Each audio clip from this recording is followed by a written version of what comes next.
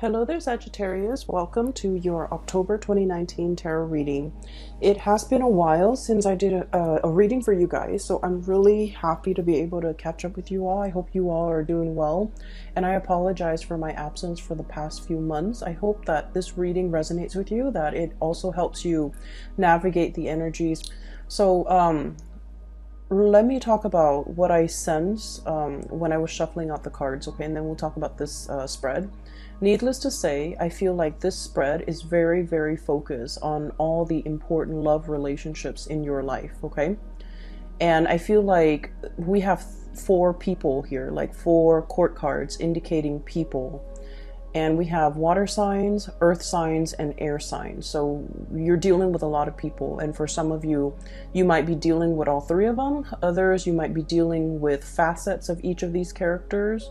And then while others still might be dealing with like only one of these scenarios. But I feel like this is a month where it is very much about, figuring out the relationships in your life that are worth salvaging, the relationships that are worth still being in, and the relationships that have been draining. So I feel like there is a lot of reassessment going on here. Libra is about the balancing scale, and as we head into Libra season, I feel like the imbalances, unequal give and take, lack of reciprocity in relationships and in all partnerships, in all of our communication with another person will be very evident. And so it's a time for us to really take stock of what's not working or what is working, and to figure out solutions to balance out the give and take in relationships. Okay, so I feel like for a lot of the signs, for a lot of people in general, everything that has happened since the month of January moving into now in the month of October, I feel like you're getting signs and messages along the way to indicate to you what is lacking, what's not working in your relationship. And I feel that it's time for you to take the knowledge and the wisdom with you and try to either fix the relationship if you are still in love, leave the relationship if you're no longer in love, and seek the right partner that will give you that sense of equal balance, give and take, and reciprocity, so that you can move on to better relationships. So it is an important month to put theory into practice, to figure out what you have already learned and how to implement that into the world, okay? So when I was shuffling out the spread for you, I saw two images. The first one is I see you sitting at a table, and it looks like a karaoke bar. There's like a stage, a makeshift stage. It's not a platform or anything. It's just an area they cleared out. There's a microphone in the middle, and you're sitting at a table and you're looking at somebody. Their name is called up, and so it's like an open mic night, and it's at a bar. You're having your drink, and you're a man. Like, I can't really make out the features, but he's at a table looking at the microphone. The name is being called on the mic, and the next person who's supposed to sing a song steps up to the mic. The music starts, the soundtrack, the cues, the lyric cues start, and this person is ridden with stage fright. And the person didn't sing on cue, like the person just didn't sing. Okay, so then it leaves that air, the scene kind of breaks up, and then another scene emerge. And I'm going to talk about the first scene first before I go into the next scene. So I feel like the concept about being overwhelmed with fear, being overwhelmed with emotions, being overwhelmed with how they feel, being like just disoriented, the spotlight's on them, they don't really know how to react. So I feel like for many of you, this is not you. This is a person that you are dealing with, okay? I'm getting the word agoraphobic, somebody who is like not great around big crowds, large groups of people. They don't operate at their best when the spotlight is shown on them. And I feel like, they try their best to try to break out of these antisocial behaviors or stage fright or whatever it is. They're trying to,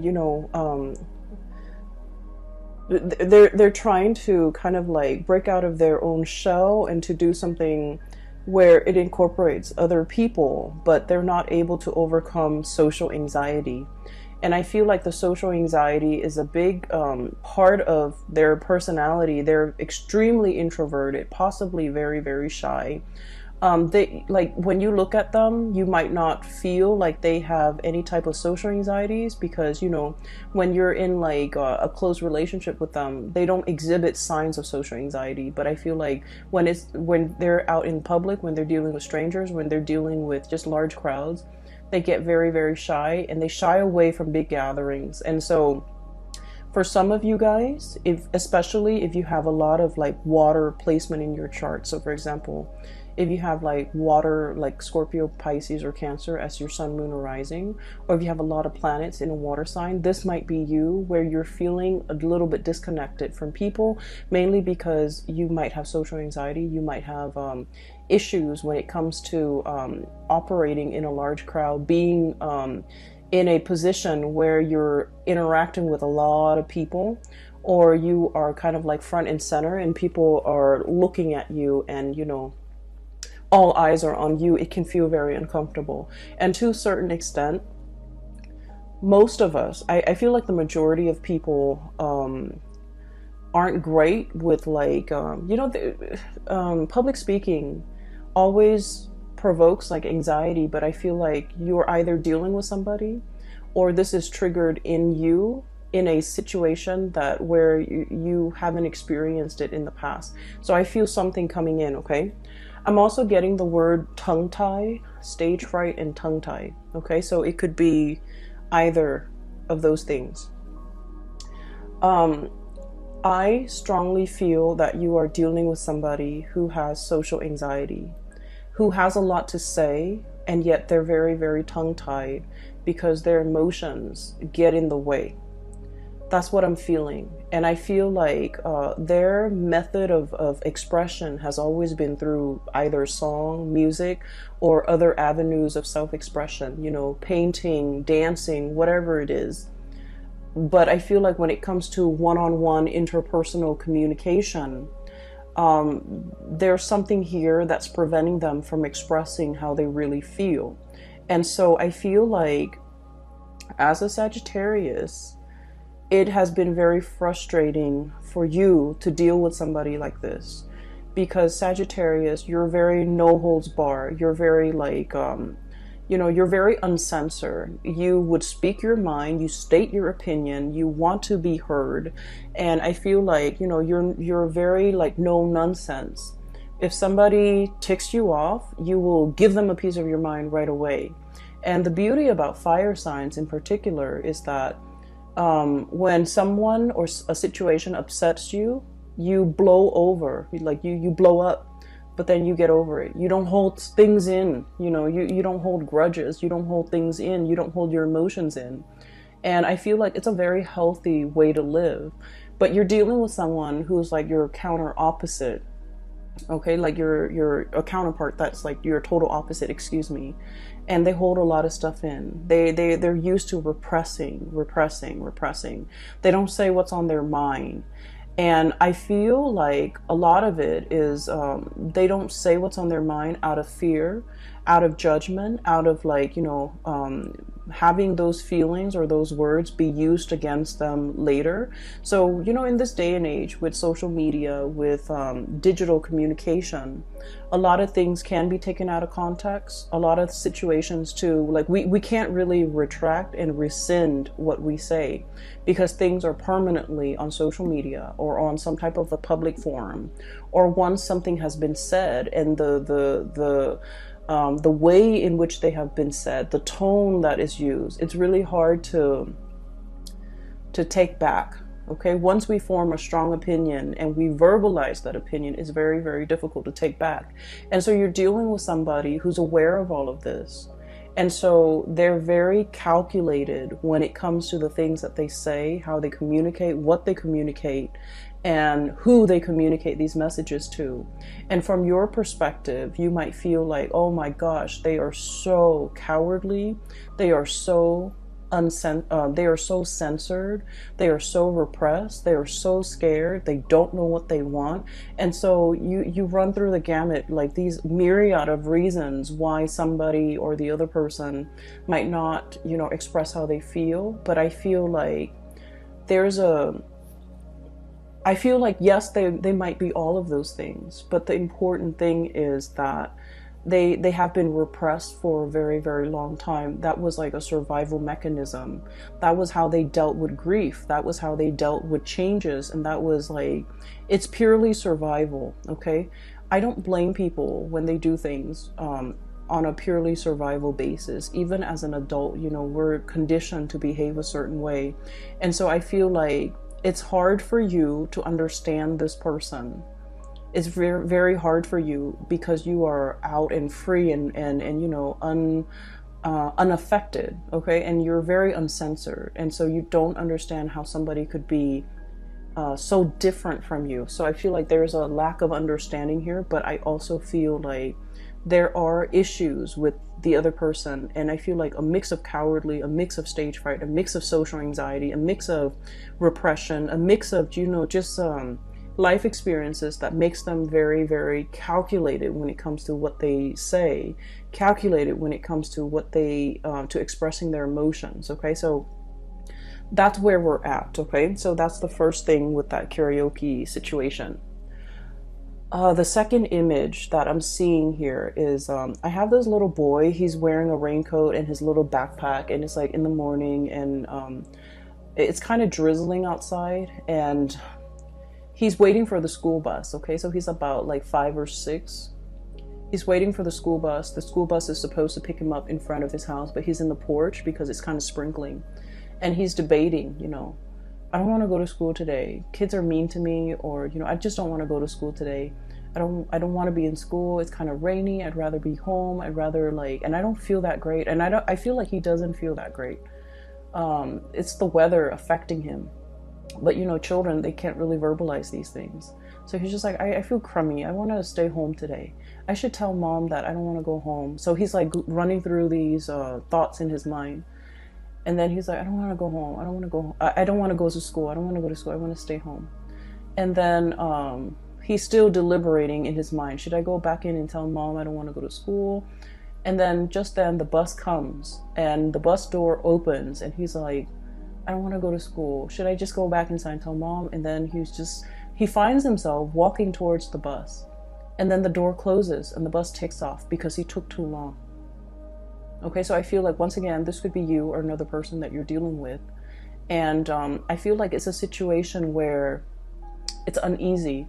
You have like a gut reaction or a gut instinct on what you should do, right? Like you might have a disaffinity for something, like a lack of liking for something, or an aversion to something, or like just a repulsion towards something. And then you're trying to rationalize, like, why do I feel this way about this person? Why do I feel this way about this situation? And I feel like your intuition has been right. Your intuition is telling you, you know, that might not be the right person for you. That might not be the right situation for you. And crisis averted, because I feel like at the end of the day, the door closes. He missed his bus, but he gets to stay home. And so in a way, it's sort of like a situation that can be a self-fulfilling prophecy as well. Okay, taking too long to make a decision. First of all, do I go to school or do I stay home? Taking too long to make a decision. And then at the very last minute, the decision is made for you. That option is ruled out for you. And so inaction, I feel, is as dangerous as like lack of action, or doing something where your heart is not 100% committed in it.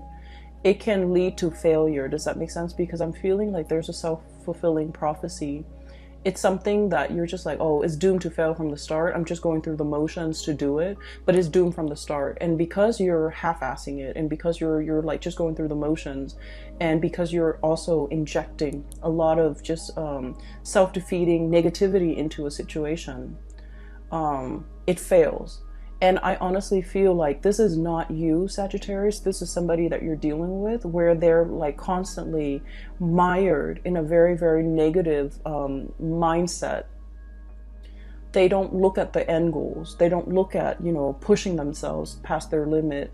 They let fears and discomfort gets the best of them. They don't challenge themselves. They're not inspired to be a better person. They're not, you know, grasping for these high ideals. So then whatever they do inevitably flops. And you might have witnessed this. You might have been, you know, dealing with them when they go through life and making these decisions. And it's like, it's the hardest people for a Sagittarius person to be around are people who are very, very negative, okay? I feel Sagittarius people are the most optimistic, are the most carefree, are the most like, you know, it's gonna work out, like just fearless people that I've ever encountered. And I feel like you're dealing with someone who's a naysayer, who's very mired in negativity, who's constantly like, they do things and they're just like, oh, it's not going to work out. So they give up even before they even try. They give up even before the situation started, or they shut something down before it has an opportunity to get off the ground. And you're realizing it now. You're realizing that energetically they are affecting you, okay? The other part of this that I want to emphasize is he wanted to stay home, right? Like the little boy, he wants to stay home. He didn't say anything. And then I feel like there's something here about, you know, tongue tie, not being able to speak, not having the right vocabulary, not feeling fearful, feeling afraid, feeling censored, okay? So those are the key words as we head into this month, and hopefully these messages will provide a lot more clarity for you when you're dealing with with another person that behaves this way. So right off the bat, what I'm feeling is this is a month of major communications, okay? And especially as it relates to like feelings, emotions, being like where things are kind of laid bare, they're out in the open, they're happening very fast. This to me indicates usually like electronic communication that comes out either physically in person or like electronic communication where they're coming at you very, very, very fast and you have like a split second to respond, or timeliness when it comes to your response is very important, okay? So there's a lot of communication here. If we're looking at this situation, I feel like if in the past there has been a channel of communication that has been blocked, where you feel like you have to literally pry the answers out of the lion's mouth, okay? You have to like literally like pull out answers, command answers, or like demand it from another person. I feel like the floodgates are opening. So right off the bat, I feel like there's a situation where you are asking a lot of questions about to a person, or this is happening to you. And I feel like for many of you, if it has been, you know, the past few months of like constantly communicating with someone, wanting clarity, wanting like certainty, wanting something solid and concrete, I feel like the floodgates are finally opening because you have been dealing with somebody who is very tongue-tied, who's very afraid, who is very calculated in the way that they communicate, in the way that they speak. And so I feel like you've been pushing it and pushing it and pushing it, and finally the floodgates open. You're getting the communication that you're looking for. What we have here is a really, really beautiful situation. We have here the Ace of Cups, and this is denoting to me new love, okay? This is like an opening up of the floodgates where feelings are finally expressed for the first time. You definitely have somebody who's coming into the picture, coming forward to make you an offer. And what I sense is you are always very courageous when it comes to being vulnerable, okay? Being vulnerable is like the hardest thing for anybody to do. You put your heart out there, you put your feelings out there, you made yourself known, you made yourself available. You know who you want to be with. And you have made that very, very clear from day one. I'm not playing games. I want this, and this is all that I want. And I feel like because you have been adamantly pursuing it, there's definitely somebody coming into the picture for reciprocity, to reciprocate this outpouring of love, somebody who's very touched, who's very like, they might have been guarded in the past, but now they're in a position where they trust what you have to say. They trust your emotions. They trust your feelings.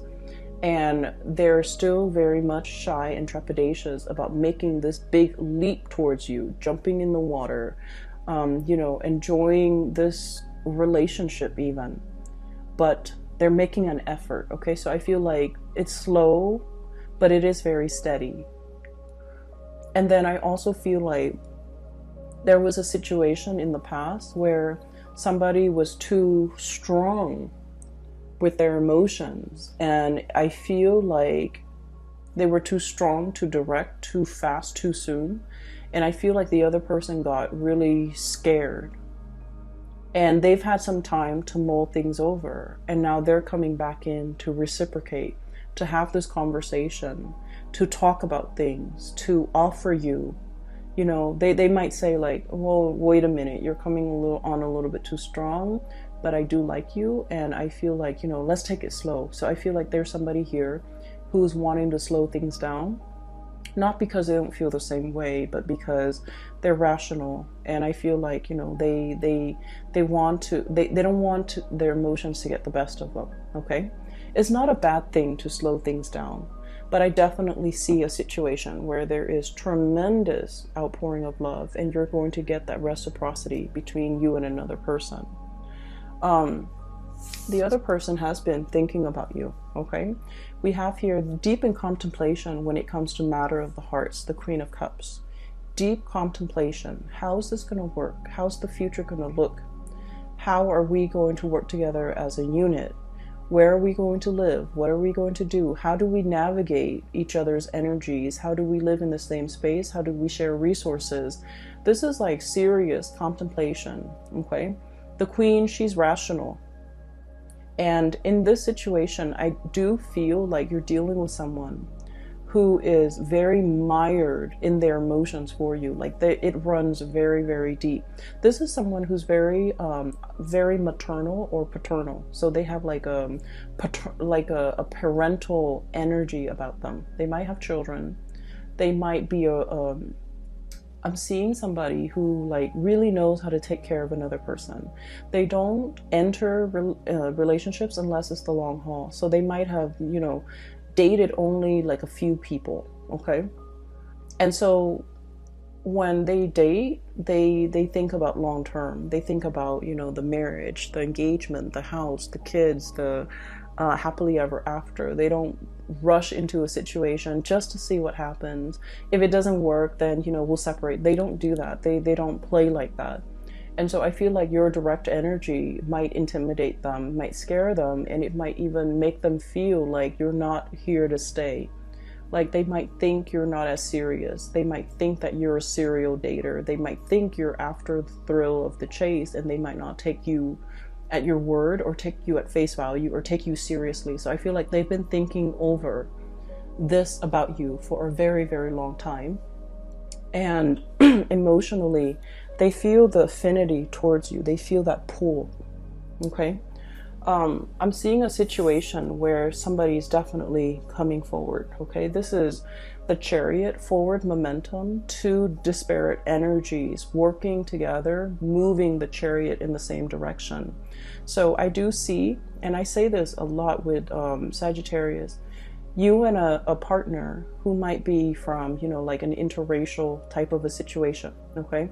The traditional depiction of this card is we have the black sphinx or the black horse and the white horse working together to pull the chariot along. And I usually think of that as like an interracial couple, two people who might be very culturally different. Okay, so keep in mind, for example, you might be like born in the same country, and then one person, you both might move to the United States, and one person is still a lot more traditional, the other person might be very Americanized. So in a way, that's like still culturally different, okay? So I see variations of that in this card where you and the other person, there might be a lot of cultural differences that you have to learn about one another. You have to understand about one another in order to make it work. And so there might have been a lot of difficulties in the past to overcome in this relationship as a unit. There might have been a lot of communication problems. You never gave up on it. You never threw in the towel because you knew intuitively that, you know, it was worthwhile, it was worth it. And you knew, you felt how they felt about you. You felt it even though they never said it, because they were scared of their feelings. They were afraid of being found out. They were afraid of, like, you know, how they felt. They were afraid. They were running from it. And I also feel like they were so, it caught them off guard, and the feelings were so strong that it was hard for them to verbalize it, and they were afraid of it. They didn't want to face it. They didn't want to admit to it. They didn't want to talk about it. But moving forward, I feel like there's a breakthrough here where the floodgates open, and this outpouring of love and emotions is definitely coming through, where the other person is coming into the picture, wanting a conversation and wanting to build, okay? You have another character here, so that's, I see one person who's very afraid, and then I have another person who's very calculated with their words, with the things that they do. They're very measured with what they do. So this is one person here, and I see another person. And this person shows up here as the King of Pentacles, okay? It doesn't matter. I'm not reading the signs anymore because I feel like you have crossovers. You have people with so many astrological placement that the signs, sun sign or moon sign or rising sign, it doesn't even matter anymore. But what I have here is the King of Pentacles. This is someone who's very, very hardworking, okay? Like, they have worked very, very hard for everything in their lives, okay? This wasn't somebody who was born into wealth. They didn't have a trust fund. They didn't have a large inheritance from their deceased, you know, family members. They worked out in the fields. They might have callous hands. They might do something that's physically demanding. They don't care what they look like. They're not going to show up in a suit. They've worked really, really hard. They've had to hustle. They've had to go out and take care of things and take care of business at a very young age. And when you're deprived of a childhood, when you've had to grow up really, really fast, when your whole life was all about work and responsibilities, you can be very, very emotionally absent, right? So I just want you to understand where this person is coming from. This is like the pillar of responsibility, okay? This is somebody who make a lot of sacrifices for the greater good. This is also somebody who really craves stability. They crave predictability. They crave hard work. They crave an opportunity to prove themselves. And so just imagine you're dealing with someone like that. And when they look at you, you're hot, fiery, and passionate. You're very unpredictable. You're very uncensored. You're very no holds bar. You're very impulsive as well, I feel. But you're so lucky because your impulses don't get you in trouble. But Aries do. And I feel like to a certain extent, Aquarius and Leo, their impulses, you know, and Pisces, their impulses often get them in trouble. But I feel like you're ruled by, you know, Jupiter, which is the planet of luck. You have a guardian angel, and you never get yourself in sticky situations for very long. There's always an out for you. But the point is, they look at you, and everything that you do is like runs counter to everything that they have done thus far to achieve everything in their life. So they look at you as a wild card. They look at you as kind of like, it's exotic and fun and exciting and passionate, but it's unstable. That's how they perceive you. And so this is not somebody that enters situation, relationships, friendships, with like, you know, arms wide open. They're calculated with the things that they say. They're calculated with, you know, projecting outcomes. They crunch numbers. They think about odds and probabilities. And I feel like the odds of them going after you is very low, mainly because they feel like it's a wild card. I feel though there's still going to be communication with you and this person. This is what I usually call, like, you know, ringing the bell, okay? This is like the lobby attendant somebody coming in, making their presence known, ringing the bell, and they're going to make their presence known. There's still going to be communication. They're still enthralled and seduced by you. And I also feel like they're still very much like wanting that connection. But I do sense, and I'm not into, telling you to change your behavior or anything like that in order to be with this person. I just feel like it's going to take some time. It's going to take some time for them to learn to trust you completely. It's going to take some time for the two of you to work out your differences. It's going to take some time for this person especially to really open up. And in the meantime, the love, the affection, the chemistry is great. And the attention that you give them is really good for their ego. They really enjoy it. But I feel like there's a little bit more of a heart-soul connection here. But I also feel like you're putting a lot of work in this situation. It is time for you to kind of like step back a little bit and let this person come forward towards you. So don't take this burden upon yourself. Let this person share the burden. Let this person do the work. As soon as you realize that you can lay down these wands, you're going to know that, this person is so reliable. They're going to pick up those wands and walk alongside you. So I feel like there's a situation here where you're pushing, and you might need to take a breather, take a step back, and they're going to start to come forward. Okay. So don't do things out of just,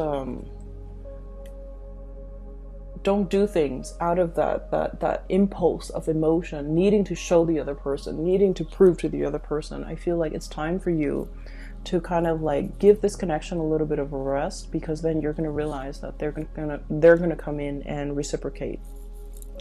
What we have here is your ships finally coming into the picture. Okay. I see a lot of career success here for many of you. I mean, aside from this situation, I do feel like you're in a position where you're in a leadership capacity. You're leading people, you're teaching people, informing people. People are coming by to ask for your opinions, your ideas, and things like that. And so you're in a really good position professionally.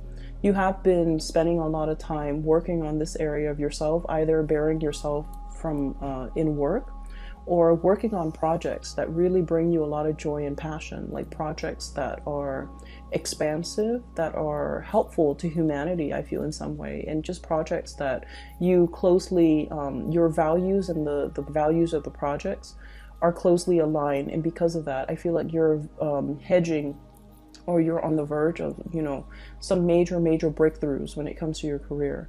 And because you're in this position, you have a lot of things going on. You have a lot of suitors in your periphery, and you have you're just, in a very, very good space where your attention is not preoccupied, or is not, scattered, and is not caught up in some control situation where you want a certain outcome. I feel like you're in a very good, free, breathable space, and it's expansive. Because of that, I feel like energetically you're allowing the right people to come into the fold for you. You're making room for the people that want to reciprocate, and you're laying down these burdens as well towards people that are not in the picture for your greater good, or who are not willing to put in the time and the work and the effort. Okay, so I definitely see some major communication breakthroughs. The last card here that we have is the King of Swords, and the King of Swords is once again all the characters that you're dealing with, especially the two kings, King of Pentacles and King of Swords. These are not emotional types of people. They might feel that you're very emotional, and they might feel like your emotions fluctuate, and so they want something a little bit more stable. And I feel either way, you have gone a long way when it comes to your maturation level, when it comes to emotions, when it comes to work, when it comes to your ability to kind of control your impulses, control yourself. And I feel like that makes it a lot easier for them in their interaction with you, in their communication with you, to be able to, have a conversation and feel like they can express themselves, and feel like you're to finally understand how sincere you are. Even though you say things, you're not like other people where they just say things that they don't mean. You are actually very open, very sincere, very honest with how you feel about them at all times. And they're starting to feel safe and comfortable in expressing themselves and reciprocating back at you. Okay, so I do see there's major communication breakthroughs here. And so I honestly feel like, you know, the goal or the theme for this month is you are dealing with someone who's repressed. You are dealing with somebody who came kind of like belatedly. They tell you things, like you ask them a question, you wanted to know it at that time. Okay? And I feel like they dragged their feet, they took their time. They didn't give you a response at that time. And they might have missed the boat with you. And I feel like they're kicking themselves over it. Okay? And that is why they're coming back, making their intentions known. That's why they're coming back. And they're starting to realize that there was a sense of urgency. There was a sense of like, you know, if you're not going to reciprocate, if it's something very simple, as easy as like, just telling me how you feel, and the other person was not able to reciprocate, I'm sensing that they kick themselves. I'm sensing that there's regret, and I'm sensing that's why they're coming back in, because they understand and they feel safe in the sincerity of the way in which you express yourself. Okay, it's like you have been nothing but upfront and honest, and then I felt like the other person, it's almost like when you're dealing with so many sleazy people and then you meet like a really nice honest one, it seems like it's too good to be true. That's what I feel is happening to your person, where you're very upfront and honest, and they're like, it's too good to be true. That person must be hiding something. That must be a facade. That must be a front. That can't be real. Okay? They have their own hang-ups, Sagittarius, and you kind of just need to let it be. But honestly, I feel like, you know, there's going to be reciprocity coming into the picture, and it's going to make you feel really, really good. Okay? I hope this reading resonates with you. I hope that it comes true for you in the month of October, so that you can, you know where you stand with people and know who's really important. Okay? For those who have been emailing me, I don't do private readings anymore. I do have a colleague. Her name is Bridget. She's based out of California, and she is a psychic. She's phenomenal. I can't recommend her enough. If you are interested in a reading, please get a reading through her. I've included a link in the description box below for her website where you can schedule an appointment for yourself. I do wish you all the best, Sagittarius, and best of luck with everything, okay? I'll talk to you guys soon. Bye-bye.